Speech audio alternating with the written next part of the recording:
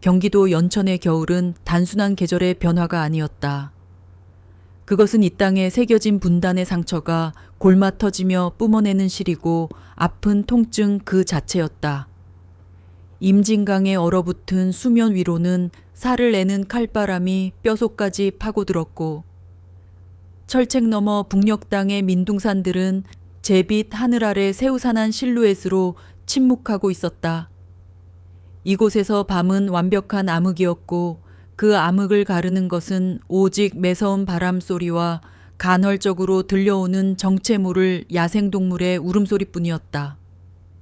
이 혹한의 땅을 지키는 육군 제28보병사단, 태풍부대, 그 이름은 결코 과장이 아니었다.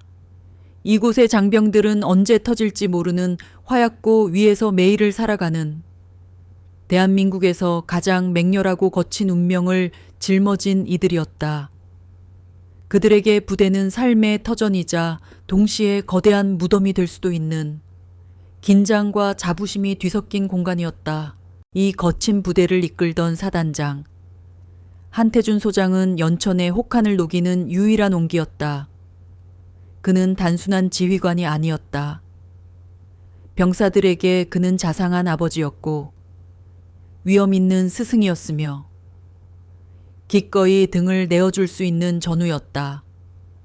그는 취임 일성으로 장병 한 사람의 목숨이 최신의 탱크 한 대보다 귀하다고 선언했고 그 말을 몸소 실천으로 증명해 왔다. 한겨울 야간 훈련 중 동상에 걸린 사병의 전투화를 직접 벗기고 자신의 천으로 발을 녹여주었던 일화는 부대의 전설로 남아 있었다. 그의 지휘 아래 태풍부대는 강했지만 그 강함의 근원은 공포가 아닌 신뢰와 존중이었다. 병사들은 기꺼이 그를 위해 목숨을 바칠 준비가 되어 있었다. 하지만 영원할 것 같던 평화는 너무나 허무하게 깨져버렸다.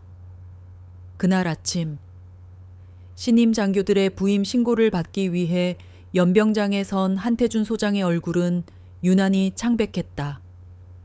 그는 연설을 이어가던 중 갑자기 윽 하는 짧은 신음과 함께 가슴을 부여잡았다. 굳건하던 그의 몸이 마치 거대한 나무가 쓰러지듯 맥없이 앞으로 고꾸라졌다. 연병장은 순식간에 아수라장이 되었다. 비명과 고함이 뒤섞이고 군의관이 달려와 필사적으로 심폐소생술을 실시했다. 급성 심근경색, 절망적인 진단이었다.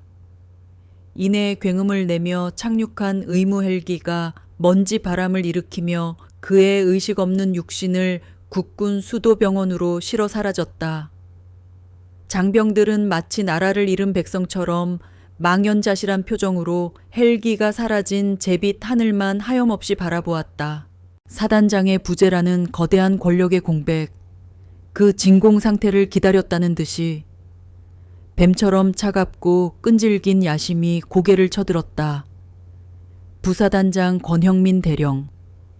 그는 한태준 소장의 그림자에 가려져 있던 부대의 또 다른 얼굴이었다. 늑대처럼 날카롭게 치켜 올라간 눈매, 상대를 꿰뚫어 보려는 듯한 탐색적인 시선, 그리고 입가에 항상 걸려있는 듯한 냉소적인 미소. 그는 철저한 능력주의자이자 야심가였고 그의 사전에서 인정이나 자비 같은 단어는 존재하지 않았다. 한 소장은 그의 탁월한 작전 수행 능력을 높이 사면서도 목적을 위해서라면 수단과 방법을 가리지 않는 그의 잔혹한 성정과 병사들을 단순한 소모품으로 여기는 비정함을 늘 불안하게 여겨왔다. 권형민 대령의 야심은 한태준 소장의 병원 이송 직후 단 한 시간 만에 그 모습을 드러냈다. 그는 모든 지휘관과 참모진을 긴급 소집했다. 회의실에 모인 장교들의 얼굴에는 혼란과 불안, 그리고 한 소장에 대한 걱정이 교차하고 있었지만 권 대령의 얼굴에는 한 점의 감정도 찾아볼 수 없었다. 그는 차가운 시선으로 모인 이들을 훑어본 후 굳게 다물었던 입술을 열었다. 오늘부로 본인이 사단장 직무대리를 수행한다. 그의 목소리는 낮고 단호했지만 그 안에는 오랫동안 기다려온 기회를 마침내 잡았다는 야릇한 희열과 오만이 번뜩이고 있었다. 이 시간부로 부대의 모든 지휘권은 내가 장악한다. 모든 작전 계획과 인사 발령은 내 결재 없이는 불가능하다. 그의 말은 한태준 소장의 병세 회복을 바라는 희망을 한순간에 짓밟아 버렸다. 그는 마치 신속한 작전 수행을 하듯 이미 모든 것을 계획하고 있었다는 듯이 단호하게 행동했다. 회의실의 공기는 무겁게 가라앉았다. 한 장교가 조심스럽게 입을 열었다. 대령님, 소장님께서 쾌유하시기를. 그러나 권영민은 그의 말을 끊었다. 쾌유 우리가 지금 감상에 젖어 있을 때인가?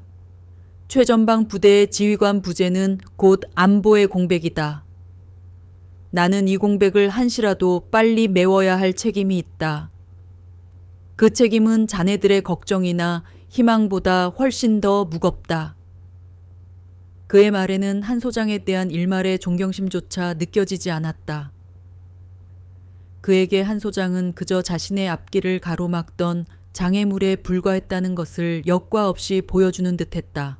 회의가 끝난 후 장교들은 무거운 발걸음으로 밖을 나섰다. 그들의 등 뒤에서 권형민은 싸늘한 미소를 지으며 중얼거렸다. 이제야 내 시대가 시작되는군. 그의 시대는 공포와 규율, 그리고 오직 결과만을 중시하는 냉혹한 논리로 무장되어 있었다. 그는 한 소장의 리더십을 나약함이라고 여겼고 병사들의 사기는 쓸데없는 감정이라고 치부했다. 그는 자신이 진정한 태풍이 되어 이 부대를 흔들고 재편할 것이라고 믿어 의심치 않았다. 그날 밤 한태준 소장이 병원으로 실려간 지 불과 몇 시간 만에 권형민은 첫 번째 명령을 내렸다. 전 부대, 이 시간부로 완전 군장 상태로 연병장에 집합시킨다. 야간 행군 훈련을 실시한다. 그 명령은 추위와 피로에 지쳐 잠든 병사들의 꿈을 산산조각 냈다. 그들에게는 목적지도 이유도 없는 행군이 시작되었다. 그것은 한태준 소장의 그림자가 사라진 자리, 권형민이라는 새로운 폭군의 시대가 도래했음을 알리는 잔인한 의식이었다. 태풍 부대의 겨울은 이제 막 시작되고 있었다. 그리고 그 겨울보다 더 춥고 잔인한 폭군의 시대가 함께 열리고 있었다. 그날 밤 태풍 부대의 전 장병은 지옥을 경험했다. 한태준 소장이 실려간 지 몇 시간 지나지 않아 권형민 대령이 내린 야간 행군 훈련 명령은 혹한의 왕국을 알리는 첫 번째 나팔 소리였다. 영하 15도를 밑도는 칼바람이 방한복을 뚫고 뼈속까지 파고들었고 완전 군장의 무게는 어깨를 짓눌렀다. 군화가 얼어붙은 땅을 밟는 소리와 거친 숨소리만이 연천의 어둠을 갈랐다.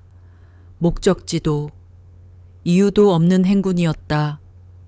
오직 권형민이라는 단 한 사람의 권력을 확인시키기 위한 잔인한 의식이었다. 행군 대열에서 낙오하는 병사들이 속출했다. 탈진과 저천증으로 쓰러지는 병사들을 향해 권형민은 확성기를 들고 소리쳤다. 이것이 전쟁이다. 적은 내 놈들의 체력을 걱정해주지 않아 동료가 쓰러졌다고 버리고 가 전쟁터에서는 나약한 놈부터 죽는 거야. 내 놈들의 나약함이 동료를 죽이는 거라고. 그의 광기 어린 외침은 얼어붙은 병사들의 마음에 더 깊은 절망의 얼음을 새겼다. 그날 이후 태풍 부대는 한태준 소장이 다스리던 가족이 아니라 권형민이 군림하는 혹한의 왕국이 되어버렸다.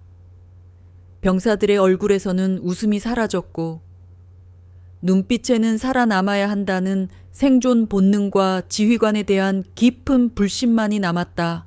권형민 대령이 만들어낸 혹한의 왕국은 단순히 가혹한 궁의만으로 유지되지 않았다. 그의 권력 아래에서는 부패라는 따뜻하고 축축한 곰팡이가 음습하게 자라나 부대 전체를 뿌리부터 썩게 만드는 독소로 퍼져나가고 있었다. 권영민에게 태풍 부대는 국가를 지키는 신성한 방패가 아니라 자신의 배를 불리고 욕망을 채우기 위한 거대한 사유지에 불과했다. 그의 탐욕은 거침이 없었고 그 방식은 교활하고 대담했다. 그의 가장 충실한 하수인은 군수참모인 최민준 대령이었다. 최 대령은 권형민의 육군사관학교 동기였지만 능력 부족과 처세술의 부재로 진급에서 번번이 누락되던 인물이었다. 권형민은 그런 그의 약점을 파고들어 그를 자신의 수족으로 만들었고 최 대령은 권형민에게 절대적으로 충성하며 그의 모든 검은 거래를 도맡아 처리했다. 거래는 주로 한밤중에 부대 인근의 폐창고에서 은밀하게 이루어졌다. 어느 칠흑 같은 밤 권영민은 초의 대령과 함께 약속 장소로 향했다. 낡은 창고 안에는 기름때 묻은 작업복 차림의 민간 군납업자가 초조하게 그들을 기다리고 있었다. 그의 발치에는 검은색 더플백 여러 개가 놓여 있었다. 부사단장님, 약속하신 물건입니다. 최신형 고어텍스 전투복 상하에 500벌과 신형 방한화 500켤레입니다. 장부상으로는 이미 GOP 소초에 보급된 것으로 처리해 두었습니다. 최 대령이 장부를 흔들어 보이며 음흉하게 웃었다. 군납업자는 허리를 굽신거리며 두툼한 서류 봉투를 권형민에게 내밀었다. 여기 약속한 금액입니다. 앞으로도 잘 부탁드립니다. 대령님, 권영민은 봉투를 열어 돈다발의 두께를 확인하고는 만족스러운 미소를 지었다. 그는 더플백 중 하나를 발로 툭 차며 말했다. 물건은 잘 빼돌렸겠지. 요즘 병사놈들 괜히 인터넷 같은데 헛소리 짓거리면 피곤해지니까 걱정 마십시오. 창고 구석에 처박혀 있던 10년 된 폐급 방한복으로 바꿔치기 해두었습니다. 다 떨어지고 반질반질해진 거라 오히려 길들어서 편하다고 좋아할 놈들입니다. 초의 대령이 비열하게 웃으며 대답했다. 그들의 대화 속에서 최전방 초소의 병사들은 단지 놈들일 뿐이었다. 혹한의 추위 속에서 동상에 걸려 발가락을 잘라낼지도 모를 그들의 고통은 이들에게는 안주거리조차 되지 못했다. 그날 밤 권영민의 관사에서는 최고급 양주와 스테이크 파티가 벌어졌다. 빼돌린 군수품을 팔아넘긴 더러운 돈으로 벌이는 호화로운 향연이었다. 반면 병사들의 식판은 날이 갈수록 비참해졌다. 장병 체력 증강을 위해 책정된 특별 부식비는 권형민의 개인 계좌로 흘러들어갔고 식단에는 멀건 된장국과 김치, 단무지가 전부인 날이 허다했다. 고기는커녕 콩나물 하나 구경하기 힘들었다. 젊고 혈기왕성한 병사들은 끊임없는 굶주림에 시달렸다.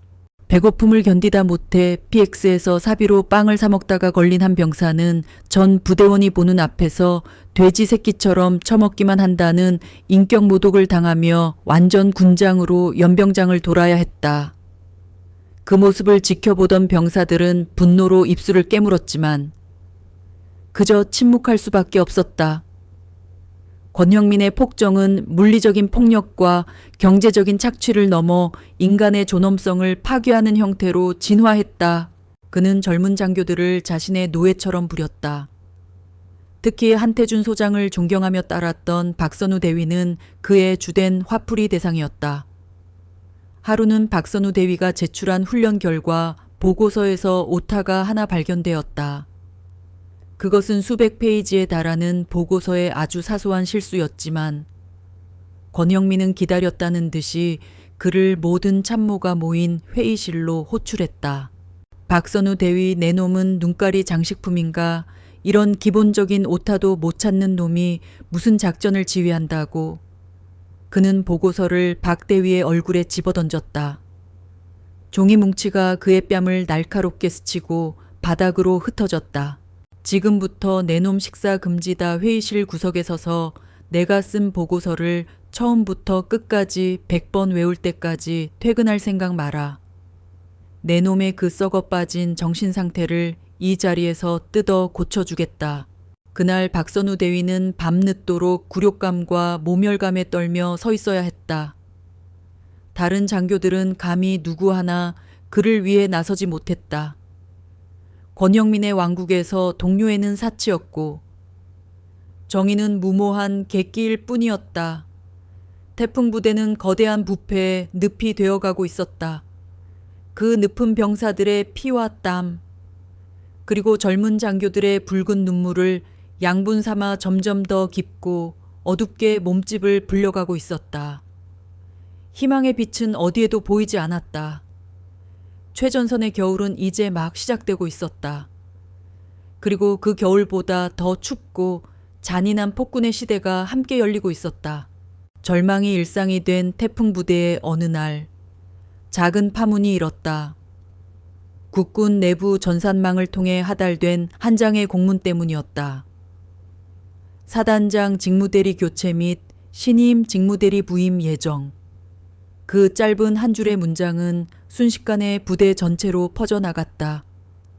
처음에는 그저 헛소문으로 치부하던 이들도 곧 사실이라는 것을 알게 되자 술렁이기 시작했다. 권영민의 폭정이 하늘을 찌른다는 투서가 육군 본부 감찰실에 빗발쳤다는 소문, 한태준 소장의 상태가 생각보다 심각해 장기적인 지휘 공백을 메워야 한다는 현실적인 이유 등 교체 배경에 대한 추측이 난무했다.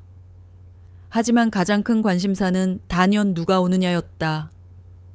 장교들은 335 모여 새로운 지휘관이 권형민의 전횡을 막아줄 구원자가 될 것인지, 아니면 그의 권력을 인정해주는 또 다른 허수아비가 될 것인지를 두고 갑론을 박을 벌였다.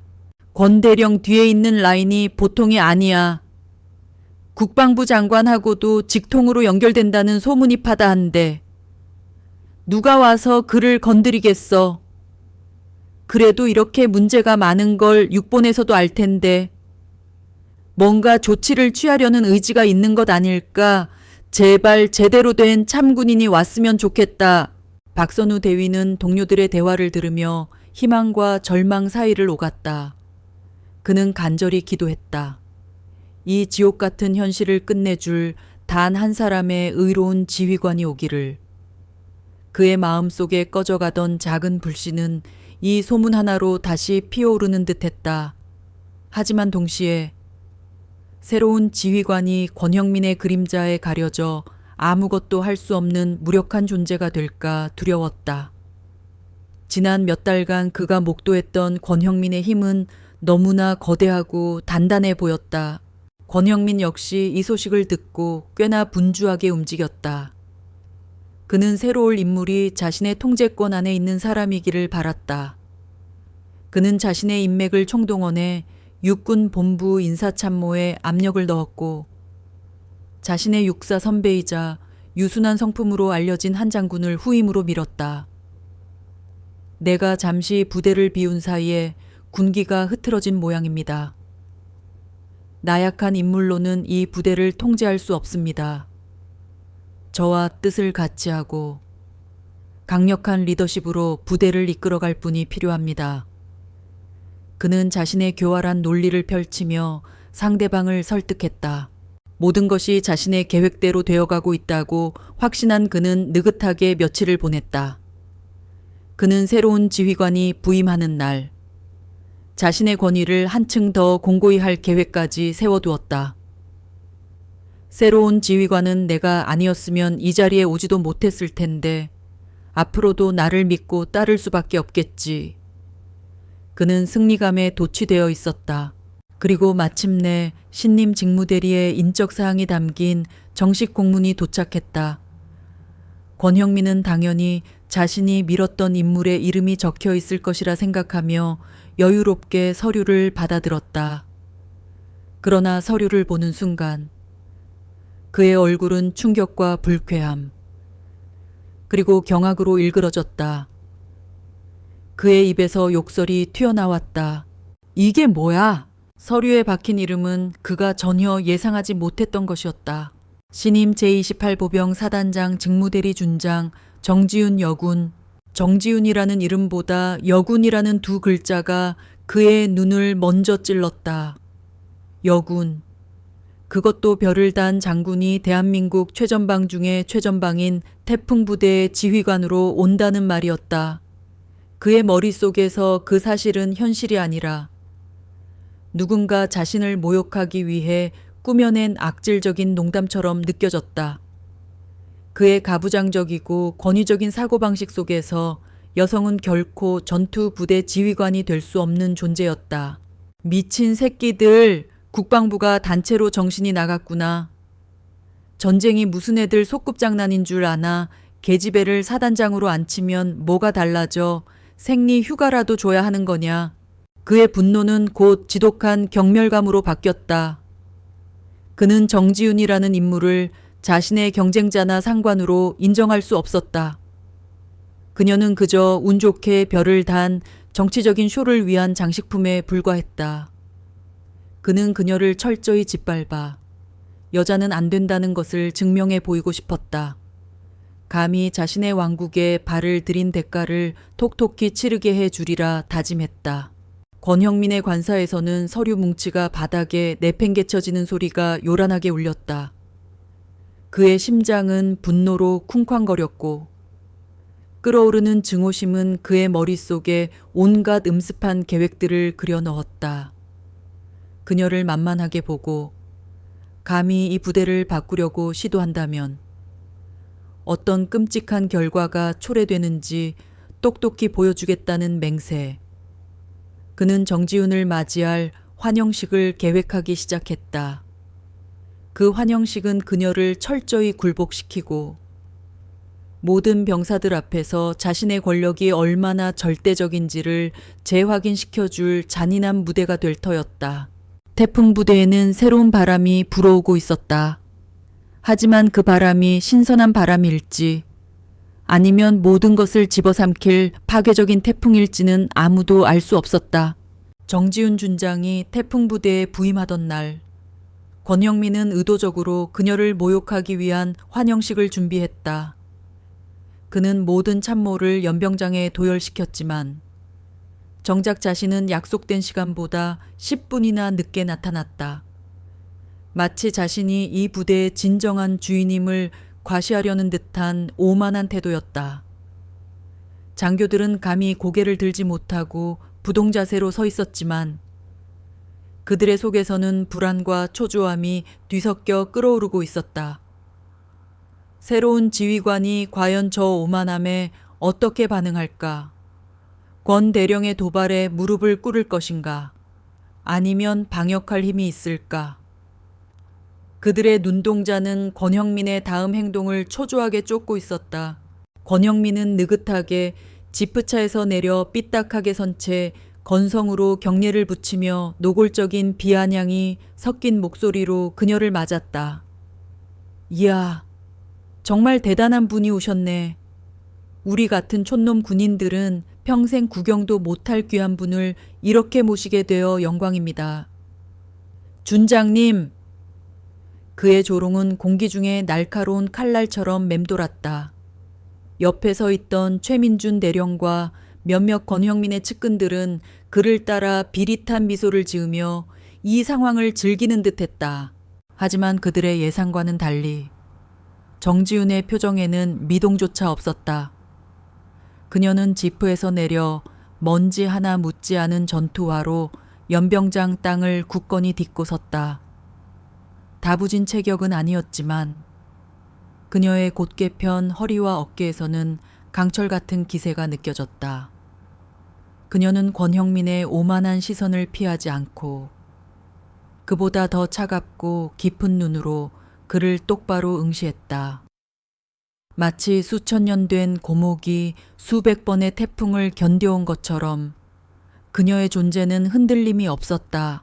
나는 영광을 누리러 온 것이 아니라 임무를 수행하러 왔다. 권형민 대령. 그녀의 목소리는 높지 않았지만 그 안에 담긴 무게감은 연병장의 공기를 얼어붙게 만들었다. 그리고 내 계급은 준장님이 아니라 준장이다. 앞으로 호칭에 유의하도록. 그녀의 말은 단순히 호칭을 바로잡는 것을 넘어 자신이 권형민의 상급자이며 그의 모든 행동을 주시하고 있음을 선포하는 듯했다. 권형민의 얼굴에서 조롱기 어린 미소가 굳어졌다. 그는 예상치 못한 방역에 잠시 당황하는 듯했다.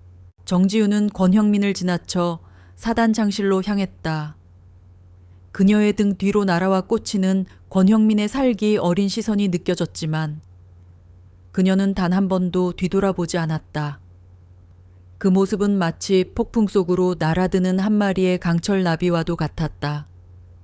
부서지기 쉬운 날개를 가졌지만 그 심장에는 누구보다 강한 강철을 품은 나비. 박선우 대위는 그 모든 광경을 숨죽여 지켜보고 있었다. 그는 권형민의 모욕적인 행동에 분노가 치밀었지만 그보다 더 강렬한 것은 정지훈 준장의 위험에 대한 경외감이었다. 오만석이 아니라 권형민 대령이 아니라 그녀가 진정한 지휘관일지도 모른다. 그의 가슴 속에서 꺼져가던 작은 희망의 불씨가 아주 오랜만에 다시 타오르기 시작했다.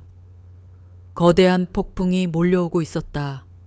모든 것을 파괴할 수도, 혹은 모든 것을 정화할 수도 있는 누구도 예측할 수 없는 거대한 폭풍이 정지훈 준장이 태풍 부대에 부임한 지 일주일이 흘렀다. 그 일주일 동안 그녀는 마치 유령처럼 행동했다. 사단장실에 틀어박혀 서류 더미와 씨름하는 듯 보였지만 실제로는 새벽역회 경계초소, 해질 역회 정비구, 한밤중에 탄약고 등 예고 없이 부대 곳곳을 홀로 순찰하며 자신의 눈과 귀로 부대의 실상을 파악하고 있었다. 그녀의 등장은 아직 부대 전체에 큰 변화를 가져오지 못했다. 권형민 대령은 그녀를 책상 물림계집이라며 여전히 자신의 권력을 휘둘렀고 대부분의 장병들은 새로운 지휘관의 존재조차 희미하게 느끼고 있었다. 그녀의 방식은 일반적인 지휘관들과 달랐다. 그녀는 참모들에게 현황 보고를 요구하지 않았다. 이미 권형민의 손아귀에 있는 참모들의 보고서가 진실을 담고 있지 않으리라는 것을 알았기 때문이다. 대신 그녀는 직접 발로 뛰었다. 그녀의 굳건한 전투화는 부대의 가장 음습하고 어두운 구석구석을 밟고 다녔다. 병사들이 잠든 야간. 그녀는 초소의 경계병들과 말없이 함께 서서 밤하늘을 응시했다. 그녀는 그들의 눈빛에서 피로와 불안, 그리고 깊은 불신을 읽어냈다. 정비구에서는 녹슬어가는 장비들을 보았고 탄약괴에서는 엉터리 재고 관리 실태를 확인했다. 가장 충격적인 것은 병사들의 숙소였다. 난방은 제대로 되지 않았고 오래된 침구에서는 곰팡이 냄새가 났다. 그녀는 병사들이 잠든 막사를 조용히 걸으며 그들의 수척한 얼굴과 깡마른 몸을 보았다. 그녀의 심장은 분노로 타올랐지만 그녀는 감정을 겉으로 드러내지 않았다. 그녀는 권형민의 제국이 얼마나 깊숙이 썩어 있는지, 그리고 그 부패가 얼마나 많은 사람들을 고통스럽게 하고 있는지를 차분히 기록했다. 그녀는 때를 기다렸다. 썩어버린 거목을 쓰러뜨리기 위해서는 가장 깊숙이 박힌 뿌리를 정확히 겨냥해야 함을 알고 있었다. 그 뿌리는 바로 병사들의 절망이었다. 권형민은 병사들의 인간성과 존엄성을 짓밟아 자신의 권력을 세웠다. 그렇다면 그녀는 그 짓밟힌 존엄성을 회복시켜 줌으로써 그의 권력을 무너뜨려야 했다. 그리고 그 시작은 모든 병사들의 삶에 가장 직접적으로 연결되어 있는 식사부터여야 했다. 그녀는 결심했다. 다음 날 그녀는 계급장 없는 평범한 전투복을 입고 가장 낮은 곳에 있는 병사들의 목소리를 직접 듣기 위해 사병식당으로 향할 터였다. 그곳에서 그녀는 권형민의 추악한 폭정을 온몸으로 경험하게 될 것이고 그 경험은 모든 것을 쓸어버릴 태풍의 불씨가 될 터였다. 정지훈 준장은 이른 아침 계급장이 없는 평범한 전투복에 낡은 비니 모자를 눌러쓰고 사병식당으로 향했다. 매서운 바람이 부는 아침이었지만 식당 안공기는 후덥지근하고 축축했다. 밥 냄새 대신 쉰김치와 기름때 묻은 냄비에서 풍기는 역한 냄새가 코를 찔렀다. 병사들은 말없이 식판을 들고 줄을 서 있었다. 그들의 얼굴에는 활기라고는 찾아볼 수 없었다. 그저 하루를 버텨내야 하는 짐승처럼 공허한 눈빛으로 앞만 보고 있었다.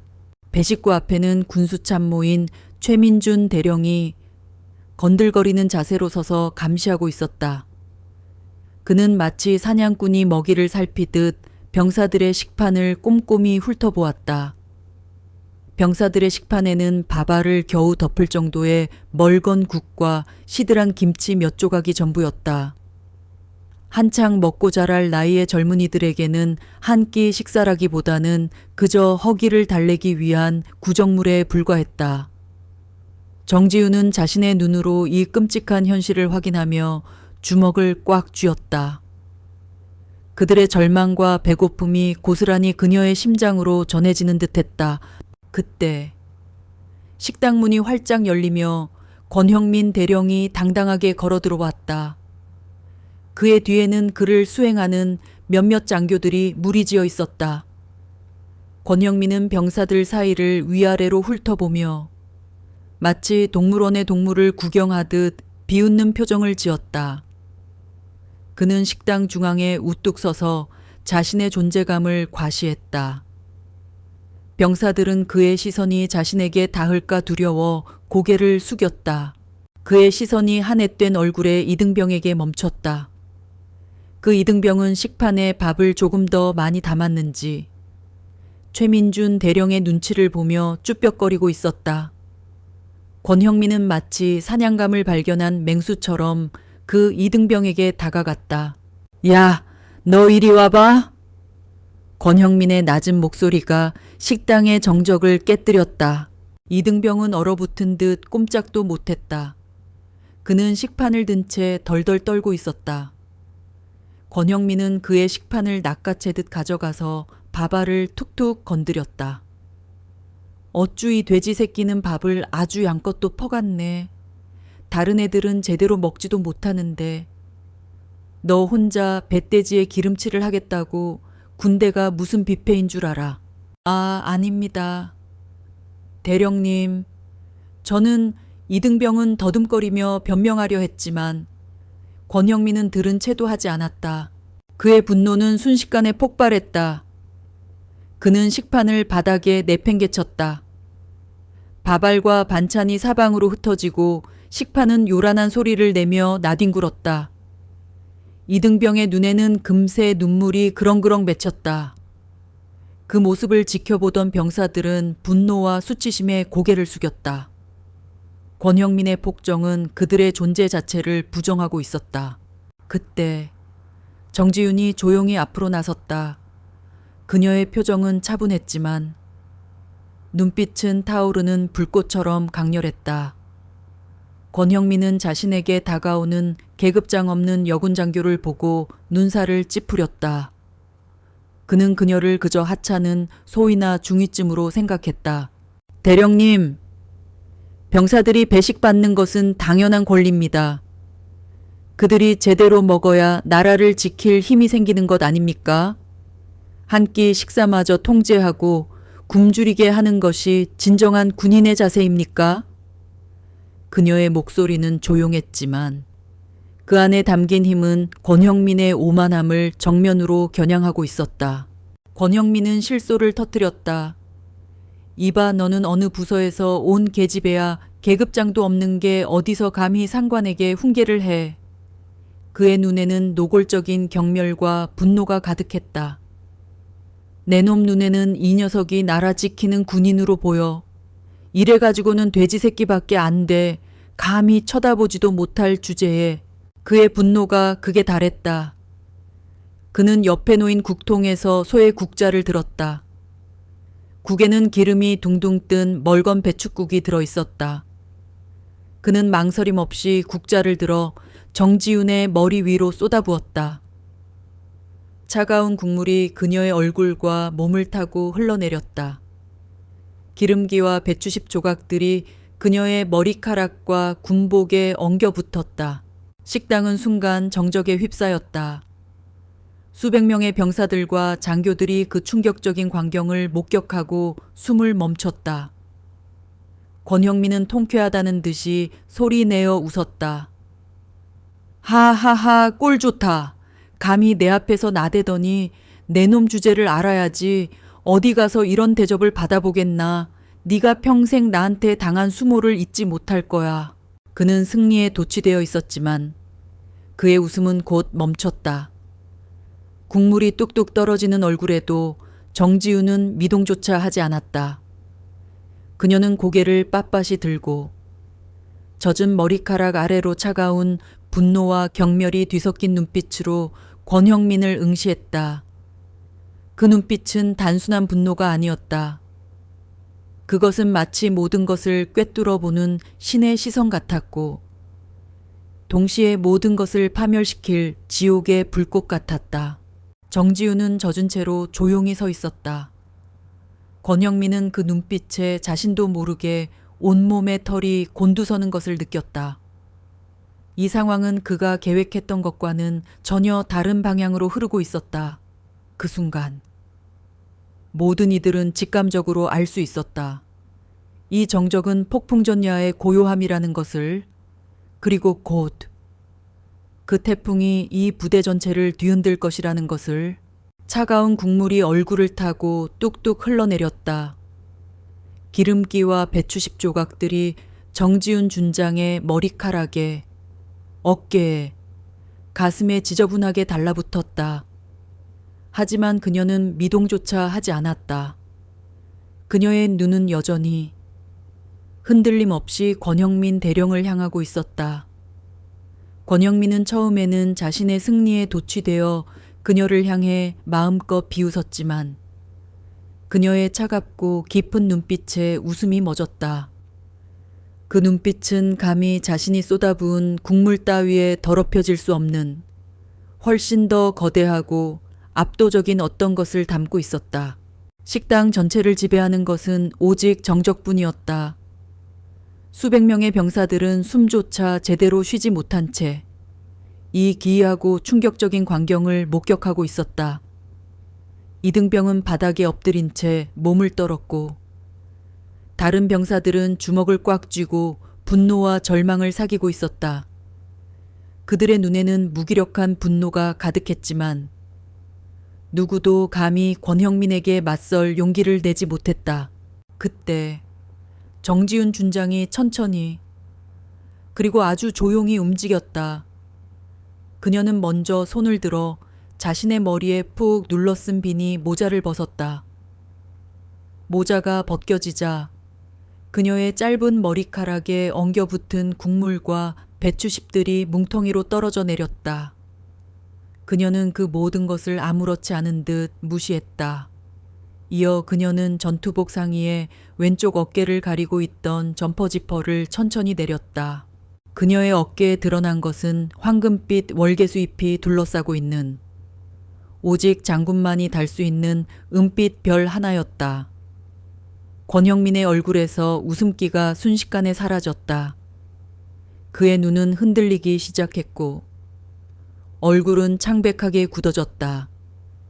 그가 지금껏 조롱하고 멸시하며 국물을 퍼부었던 대상이 바로 자신의 상관이자 태풍부대의 새로운 지휘관인 정지윤 준장이라는 사실이 비로소 그의 뇌리를 강타했다. 병사들의 얼굴에도 경악과 혼란, 그리고 인내 깊은 안도감이 교차했다. 그들은 자신들의 눈을 의심하며 그녀의 어깨에 박힌 별을 바라보았다. 한 명, 한 명. 그들의 눈빛에 불신이 사라지고 새로운 희망의 빛이 서서히 타오르기 시작했다. 정지우는 권형민을 향해 단 한 발자국 더 다가섰다. 그녀의 목소리는 여전히 낮고 차분했지만 그 속에는 폭풍 전의 고요함처럼 무시무시한 힘이 담겨 있었다. 권형민 대령, 나는 사단장 직무대리 정지훈 준장이다. 당신은 지금 이 자리에서 상관을 폭행하고 모욕했다. 그것도 이 수많은 장병들이 보는 앞에서. 권형민은 공포에 질려 뒷걸음질 쳤다. 준장님. 저는 몰랐습니다. 정말입니다. 그냥 계급장이 없으셔서. 그의 목소리는 더듬거렸고 눈은 공포로 가득했다. 그의 오만함은 순식간에 사라지고 흉측한 껍데기만 남았다. 몰랐다고 정지우는 싸늘하게 되물었다. 나는 계급장을 떼고 이 자리에 왔다. 당신이 밥알 한 톨로 이등병의 존엄성을 짓밟는 모습을 내 두 눈으로 보기 위해서였다. 당신은 나를 모욕한 것이 아니라 이 부대 전체를 모욕한 것이다. 한 끼 식사마저 제대로 주지 않는 당신의 부패와 비열함이 이 모든 장병들의 사기를 꺾고 있다. 나는 이 부패의 책임자로서 당신을 이 자리에서 체포할 것을 명한다. 그녀는 식당 문에 서 있던 헌병대 장교를 향해 턱짓을 했다. 헌병대 장교는 정지훈 준장의 존재를 확인하자마자 즉시 허리에 찬 수갑을 꺼내들었다. 권형민은 그제야 자신이 이 모든 것을 되돌릴 수 없는 상황에 처했음을 깨달았다. 그는 헌병대에게 달려가려 했지만 이미 늦었다. 헌병들은 망설임 없이 권형민의 양팔을 붙잡고 수갑을 채웠다. 이건 불법이야. 나한테 이러면 안 돼. 난 죄가 없단 말이야, 정준이. 내 말 좀 들어봐. 난 죄가 없어. 그는 준장에서 다시 준위로 계급을 낮추며 그녀에게 애원했다. 하지만 정지우는 싸늘한 눈으로 그를 바라볼 뿐이었다. 헌병들에게 이끌려 나가는 권형민의 뒷모습은 마치 거대한 폭풍을 일으키려다 허무하게 새우러져 가는 거인처럼 초라했다. 그가 끌려나가자 식당에는 믿기지 않는 침묵이 흘렀다. 병사들은 이 모든 것이 꿈인지 현실인지 구분하지 못하는 듯 했다. 하지만 그 정적은 오래가지 않았다. 누군가 작게, 아주 작게 와 하고 감탄사를 내뱉었다. 그 소리를 시작으로 곳곳에서 낮은 웅성거림이 터져 나왔다. 그리고 마침내 마치 억눌렸던 댐이 무너지듯 식당 전체에서 우레와 같은 함성과 박수 소리가 터져 나왔다. 그 소리는 단순히 한 사람의 구원자에 대한 환호가 아니었다. 그것은 지난 몇 달간 그들을 짓눌렀던 절망과 공포가 한꺼번에 터져 나오는 해방의 외침이었다. 병사들은 서로를 얼싸안고 눈물을 흘렸다. 박선우 대위는 그들을 바라보며 벅차오르는 감정을 억누르지 못했다. 그는 정지훈 준장에게 경의를 표하는 경례를 올렸다. 그녀는 묵묵히 그들의 환호를 받았다.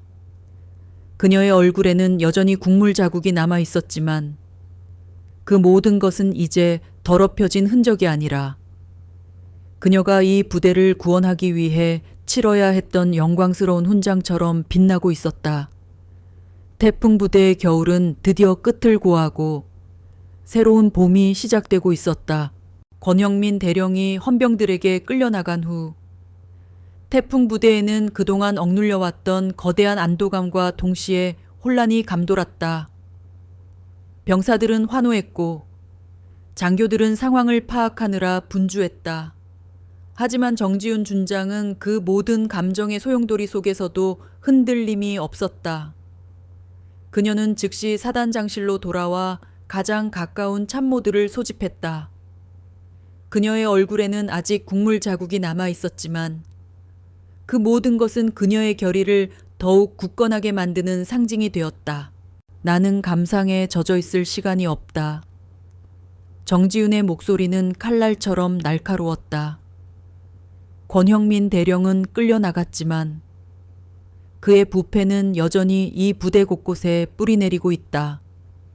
이 부대를 정상화시키기 위해서는 그 뿌리부터 완전히 뽑아내야 한다.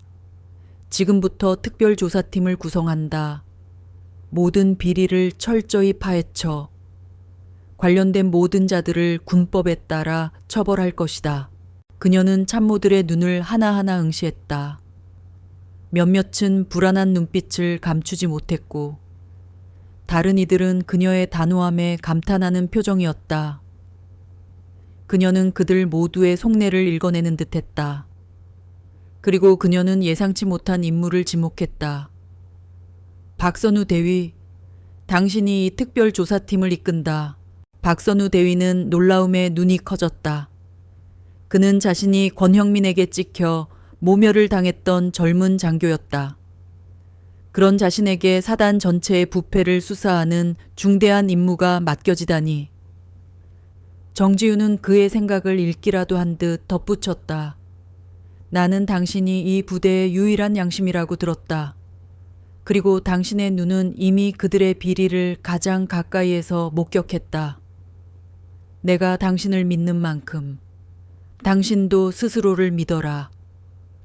그녀의 말은 박 대위의 가슴 속에 뜨거운 불덩이를 던져 넣는 것 같았다. 그는 굳은 표정으로 경례를 올렸다. 충성 준장님을 따르겠습니다. 특별조사팀의 첫 번째 목표는 권형민의 가장 충실한 하수인 군수참모 최민준 대령이었다.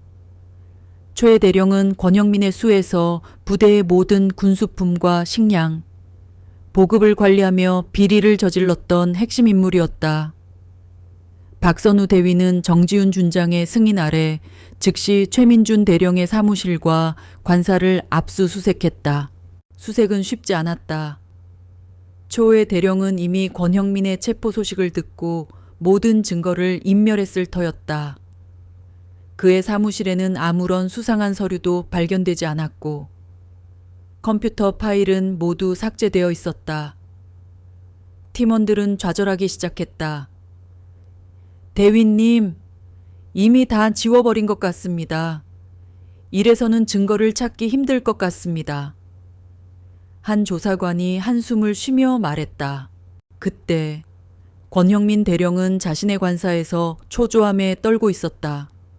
군법에 따라 외부와의 연락이 모두 끊긴 상태였지만 그는 이미 자신이 심어놓은 하급 장교를 통해 최민준에게 비밀리에 쪽지를 전달하게 했다. 쪽지에는 단 2단어가 적혀 있었다. 입을 다물어라. 그는 자신의 인맥을 총동원해 이 상황을 뒤집을 방법을 찾으려 했지만 그가 연락한 모든 고위 장교들은 싸늘한 반응을 보였다. 그들은 권형민의 몰락이 이미 확정된 사실임을 알고 있었다. 그들은 자신의 목숨을 걸고 권형민을 구할 의리가 없었다. 그는 이제 완벽하게 버려진 존재가 되었다. 한편 최민준 대령의 관사에서는 박선우 대위가 지하실의 낡은 보일러실을 살피고 있었다.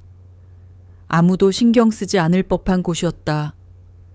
그는 삐걱거리는 보일러 덮개를 열고 그 안을 들여다보았다. 먼지 쌓인 틈새 사이로 아주 얇은 검은색 비닐로 감싼 무언가가 보였다. 그는 조심스럽게 그것을 꺼냈다. 이게 뭐지? 그는 비닐을 벗겨냈다.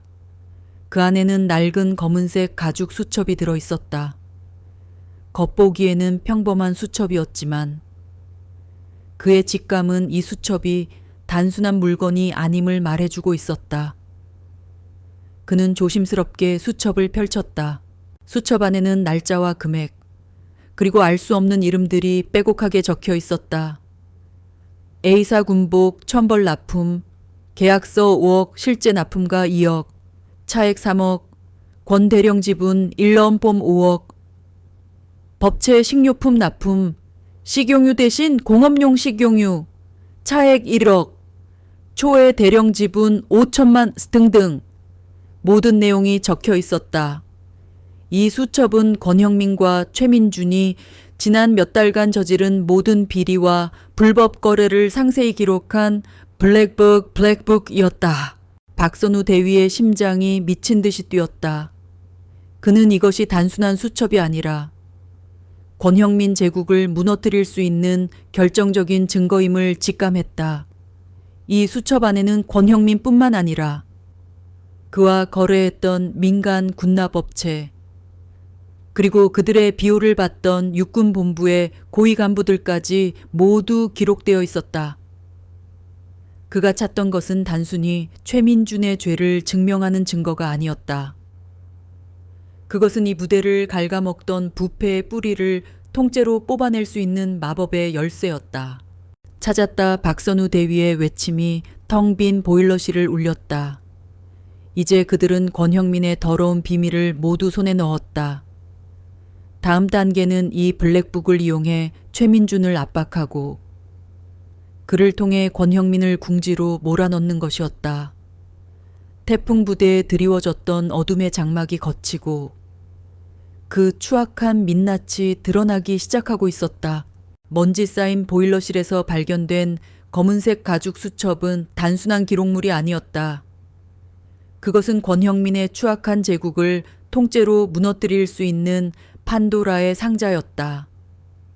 박선우 대위는 수첩을 들고 즉시 정지훈 준장에게 달려갔다. 그들의 손에 들어온 증거는 너무나도 명확했다. 부대 내에서 벌어진 모든 부패와 비리, 그리고 그것에 연루된 인물들의 명단이 빼곡하게 적혀 있었다. 정지훈 준장은 주저없이 최민준 대령을 사단장실로 소환했다. 신문은 길지 않았다. 정지훈은 아무 말 없이 수첩을 책상 위에 던져 놓았고 박선우 대위는 초의 대령의 얼굴을 똑바로 응시했다. 처음에는 자신만만한 태도로 이게 뭡니까? 저는 모르는 일입니다. 라고 잡아떼던 초의 대령의 얼굴은 수첩을 펼쳐 안에 적힌 내용을 확인하는 순간 순식간에 하얗게 질렸다. 그의 입에는 식은땀이 흐르기 시작했다. 이건 조작된 겁니다. 누군가 저를 모함하려는. 그의 목소리는 더듬거렸다. 모함. 이 수첩에는 당신과 권형민 대령의 이름뿐만 아니라 당신들이 빼돌린 물건들의 거래 내역, 심지어는 돈을 받은 날짜까지 상세히 기록되어 있다. 그리고 여기 당신이 직접 썼다는 필적 감정 결과도 함께 첨부되어 있다. 정지윤은 차가운 목소리로 말했다. 그녀의 말 한마디 한마디는 최민준의 변명들을 산산조각 내버렸다. 당신이 계속 거짓말을 한다면 나는 모든 증거를 군 검찰에 넘길 것이다. 그러면 당신은 모든 죄를 혼자 뒤집어 쓰게 되겠지. 하지만 지금이라도 모든 진실을 털어놓는다면 정상 참작의 여지는 있을 것이다. 정지훈의 냉정한 논리와 회유에 최민준의 굳건했던 허위의 방벽이 무너져 내렸다. 그는 권형민에 대한 믿음이 완전히 사라진 상태였다. 이미 권형민에게 버려졌다고 생각한 그는 더 이상 혼자 고통받을 이유가 없다고 판단했다. 결국 최민준은 무릎을 꿇고 울먹이며 모든 것을 자백하기 시작했다. 맞습니다. 전부 제가 한 짓입니다. 하지만 모두 권형민 대령님의 짓이었습니다. 저는 그냥 시키는 대로 했을 뿐입니다. 군수품 납품업체들로부터 뒷돈을 받아 절반씩 나누고 질 낮은 식자재와 군복을 납품받았습니다. 장부상의 금액은 전부 허위로 꾸민 것입니다. 그의 입에서 쏟아져 나온 고백은 태풍 부대의 부패가 얼마나 깊고 넓게 퍼져 있었는지를 여실히 보여주었다. 그는 심지어 권형민이 자신에게 몰래 보냈던 입을 다물어라는 협박성 쪽지까지 증거로 제출했다. 최민준의 자백을 확보한 특별조사팀은 지체 없이 움직였다. 그들의 손에는 블랙북과 최민준의 진술이라는 무기가 들려 있었다. 그들은 블랙북에 이름이 적힌 다른 부패한 장교들과 민간 군납업체들을 차례로 체포하기 시작했다. 각 연대의 군수과장들과 보급 담당관들이 줄줄이 구속되었고 부대 밖에서는 군납업체 대표들이 군 헌병대에 의해 긴급 체포되었다. 박선우 대위는 최민준의 진술을 토대로 부패의 희생양이었던 병사들을 찾아다녔다. 그는 식당에서 국물 투척 사건을 목격했던 병사, 폐급 방한복을 지급받았던 병사, 그리고 빵을 훔쳐 먹다 모욕을 당했던 병사에게 다가가 진실을 밝혀달라고 부탁했다.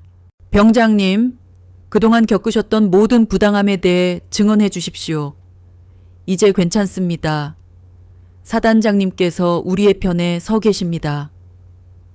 박선우 대위는 진심으로 그들에게 말했다. 그는 자신의 경험을 숨기지 않았다.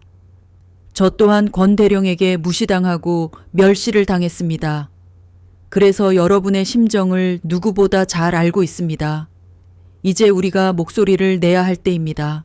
그의 진심 어린 설득에 처음에는 두려워하던 병사들의 마음이 서서히 움직였다. 그들은 그동안 가슴속에 묻어두었던 공포와 분노를 하나씩 끄집어냈다.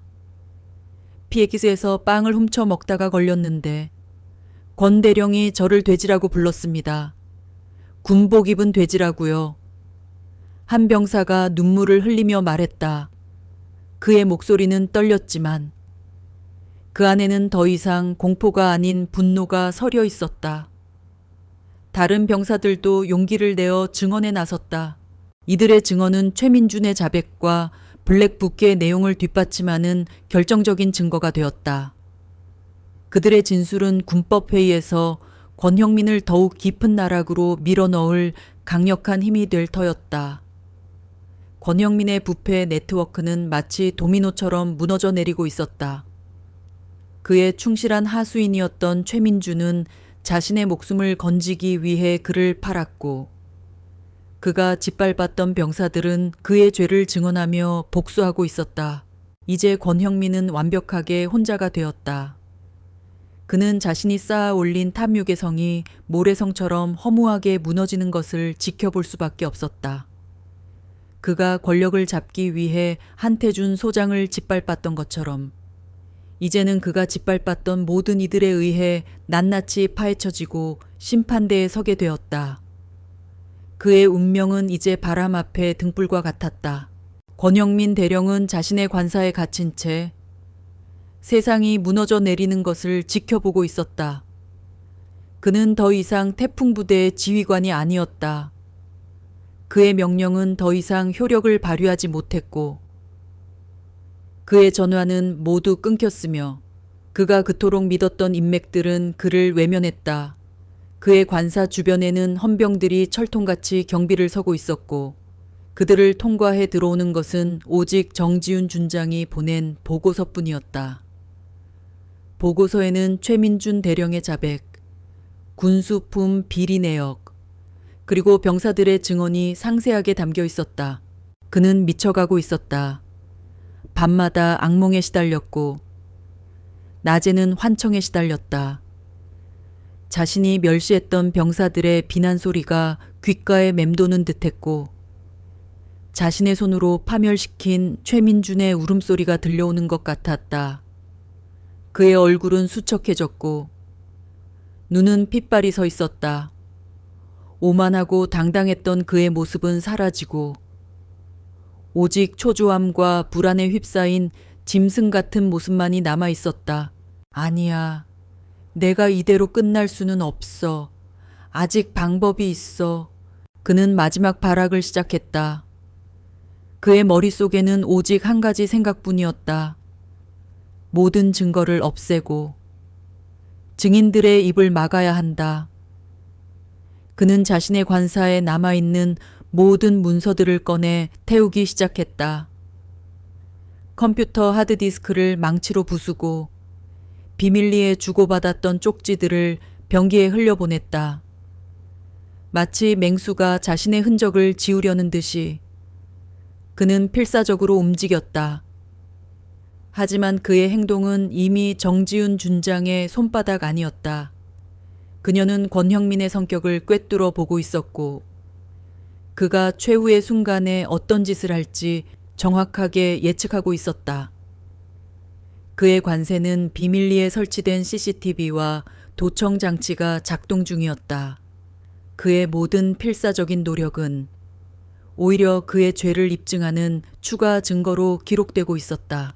물리적인 증거를 없애는 것만으로는 부족했다. 그에게는 진술을 뒤집을 힘이 필요했다. 그는 자신의 마지막 카드였던 소위 정보원을 통해 최민준에게 위협적인 메시지를 보내기로 결심했다. 그 정보원은 권형민이 과거부터 자신의 눈과 귀 역할을 하도록 포섭해온 장교였다. 초의 대령에게 전해 만약 끝까지 나한테 불리한 진술을 하면 그의 가족에게 무슨 일이 일어날지 모른다고, 내가 가진 모든 비밀을 풀어서 그의 인생을 지옥으로 만들어 주겠다고 해. 권형민은 격앙된 목소리로 위협을 담아 말했다. 그의 목소리는 이 모든 것을 녹음하고 있는 도청 장치에 고스란히 담겼다. 그의 분노는 병사들에게도 향했다. 그는 자신이 가장 모욕을 주었던 이등병의 이름을 기억하고 있었다. 그 자식한테도 경고해. 헌병대에서 내게 불리한 진술을 한 사실을 알고 있다고. 군 생활을 아주 개판으로 만들어 줄 거라고. 저녁 후에라도 그의 삶을 망쳐 놓을 수 있다는 것을 깨달아야 한다고 해. 권형민은 자신의 말이 얼마나 무서운 무게를 가졌는지 잘 알고 있었다. 그는 자신이 평생을 몸담았던 군대의 힘, 그리고 그 힘으로 사람의 삶을 송두리째 파괴할 수 있다는 것을 증명해 왔다. 그는 자신의 이 마지막 위협이 최소한 몇몇 증인들의 입을 막을 수 있을 것이라 확신했다. 그러나 그는 몰랐다. 그가 협박한 병사들은 더 이상 과거의 나약한 존재들이 아니라는 것을 그들은 이미 정지훈 준장과 박선우 대위를 통해 용기를 되찾았고 그들의 두려움은 분노와 정의감으로 바뀌어 있었다. 최민준은 권형민의 메시지를 전달받고 경악했지만 더 이상 그를 두려워하지 않았다. 그는 즉시 박선우 대위에게 이 사실을 알렸다. 대위님, 권 대령이 사람을 시켜 저를 협박하고 있습니다. 제가 진술을 바꾸지 않으면 제 가족을 해치겠다고 합니다. 박선우 대위는 정지훈 준장에게 이 사실을 보고했다. 준장님, 권 대령이 최민준 대령을 협박했습니다. 그의 죄를 묻는 데 결정적인 증거가 될 수 있습니다. 정지훈 준장은 차분하게 보고를 받았다. 그녀는 이미 이 모든 상황을 예측하고 있었다.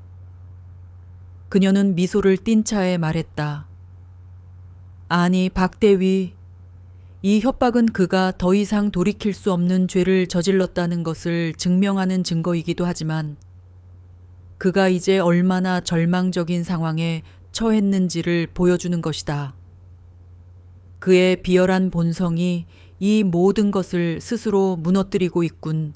며칠 후 군 검찰관들이 권형민의 관사를 덮쳤다. 그들은 이미 모든 증거를 확보한 상태였다. 불에 탄 문서 조각, 산산조각 난 하드디스크 조각, 그리고 가장 결정적인 증거인 녹음 파일. 군 검찰관은 권형민에게 그의 목소리가 담긴 녹음 파일을 들려주었다. 거기에는 최민준과 병사들을 향한 그의 위협이 고스란히 담겨 있었다. 그때 권형민은 자신이 완벽하게 끝장났음을 직감했다. 그는 자신이 파놓은 무덤에 스스로 들어간 셈이었다. 그의 모든 발악은 그를 구원하는 것이 아니라 오히려 그의 죄를 더욱 명확하게 드러내는 부메랑이 되어 돌아왔다. 그의 얼굴은 이제 공포도 분노도 아닌 모든 것을 체념한 허탈함만이 남아 있었다. 그 순간 그는 더 이상 누구도 두려워할 필요가 없는 가장 비참하고 나약한 존재가 되어버렸다. 군사법정은 차갑고 엄숙한 분위기였다. 마침내 권형민 대령에 대한 군사재판이 시작되었다. 권영민은 여전히 자신만만한 태도로 모든 혐의를 부인했다. 그는 자신에게 쏟아지는 모든 비난과 증거들이 정지훈 준장과 박선우 대위가 꾸며낸 모략이라고 주장했다. 그는 자신이 육군 내에서 얼마나 많은 공을 세웠는지, 얼마나 훌륭한 지휘관이었는지를 역설하며 자신의 결백을 주장했다. 그러나 그의 오만함은 그를 지켜보는 모든 이들에게 혐오감만을 안겨줄 뿐이었다. 최민준 대령이 증인석에 섰다. 그는 법정의 냉기 속에서 몸을 떨며 지난 몇 달간 권형민과 함께 저지른 모든 비리를 낱낱이 자백했다. 그가 꺼내든 블랙북은 차가운 증거물로 법정 한가운데 놓였다. 권형민은 격분하며 소리쳤다. 저건 조작된 겁니다. 저놈이 나에게 죄를 뒤집어 씌우려는 겁니다. 그러나 그의 외침은 이미 힘을 잃은 공허한 메아리에 불과했다. 이어 권형민에게 굴욕을 당했던 이등병과 다른 병사들이 증인으로 출석했다.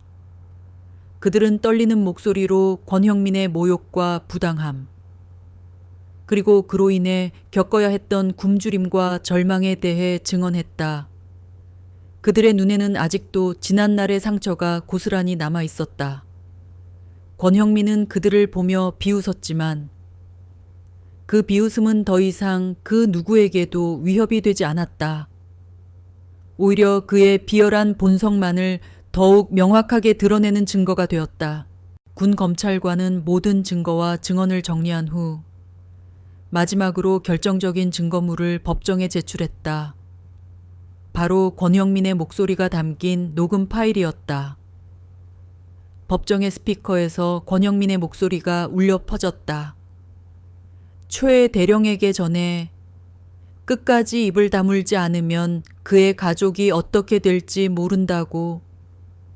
그 자식한테도 경고해 군 생활을 아주 개판으로 만들어줄 거라고. 그의 목소리는 분노와 협박으로 가득 차 있었다. 그것은 지난 몇 달간 태풍 부대를 지배했던 폭력과 공포의 소리 그 자체였다. 자신의 목소리를 듣는 순간 권형민의 얼굴은 완전히 잿빛으로 변했다. 그는 자리에서 일어서려다 다리에 힘이 풀려 주저앉았다. 그는 더 이상 변명할 힘도 자존심도 남아있지 않았다. 그가 마지막까지 숨기려 했던 추악한 본성이 자신의 목소리에 의해 만천에 드러나는 순간이었다. 권형민은 자신이 파놓은 함정에 스스로 빠져버린 비참한 맹수와 같았다. 최종 선고가 내려졌다. 피고인 권형민에게 병사들의 존엄성을 훼손하고 군수품을 불법으로 횡령하여 사적인 이익을 취하며 상관에게 폭력을 행사하고 군의 기강을 문란하게 한 죄로 대한민국 육군 규정 제203조 1항에 의거 대령 계급을 박탈하고 불명계 전역에 처한다. 추가로 징역 15년을 선고한다. 불명계 전역. 그것은 군인에게 내려질 수 있는 가장 잔혹한 형벌이었다. 모든 영광과 명예가 한순간에 사라지고 그는 다시 사회로 돌아갈 수 없는 파렴치한 범죄자가 되었다. 그의 어깨에 빛나던 별은 사라졌고 그의 가슴에 달렸던 훈장들은 모두 박탈되었다. 권형민은 헌병들에게 이끌려 나가면서도 멍하니 허공만 응시했다. 그는 자신이 쌓아 올린 모든 것이 얼마나 허무하고 부질없었는지를 비로소 깨달은 듯했다. 권형민이 떠난 후 정지훈 준장은 태풍 부대를 완전히 바꾸어 놓았다. 그녀는 부패했던 군수 체계를 정화하고 질 좋은 식자재와 군수품을 다시 병사들에게 공급했다. 식당에는 매일같이 고기와 신선한 야채가 올라왔고 병사들의 얼굴에는 생기가 돌기 시작했다. 그녀는 불필요한 야간 행군 훈련을 없애고 대신 병사들의 복지와 사기를 증진시키는 데 중점을 두었다. 가장 큰 변화는 사람들의 마음속에서 일어났다. 박선우 대위는 정지훈 준장의 가장 충실한 수족이 되어 부대의 새로운 기강을 확립하는 데 기여했다. 그는 모든 병사들에게 귀를 기울였고 그들의 작은 목소리에도 귀를 기울였다. 그가 권형민에게 당했던 모욕이 이제는 병사들의 신뢰를 얻는 가장 강력한 무기가 되었다. 그는 정지훈 준장과 함께 무너졌던 부대의 명예를 한 걸음씩 되찾아갔다. 태풍 부대는 더 이상 공포와 부패가 만연한 지옥이 아니었다. 그곳은 다시금 신뢰와 존경, 그리고 의로운 정신이 살아 숨쉬는 강철 부대가 되었다. 한태준 소장이 심었던 온기의 씨앗은 정지훈 준장의 강한 리더십 아래 다시금 싹을 틔웠고 박선우 대위와 같은 젊은 장교들의 헌신으로 튼튼한 뿌리를 내렸다.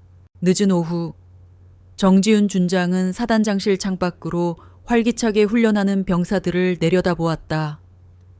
그들의 얼굴에는 웃음과 자신감이 가득했다. 그녀의 눈에 비친 것은 단순히 군인이 아니라 자신의 삶과 명예를 되찾은 젊은이들의 희망이었다. 그녀는 조용히 미소를 지었다. 그녀가 그토록 원했던 것, 바로 그것이 그녀의 눈앞에 있었다. 정의는 결국 승리했고 태풍 부대는 다시 살아났다.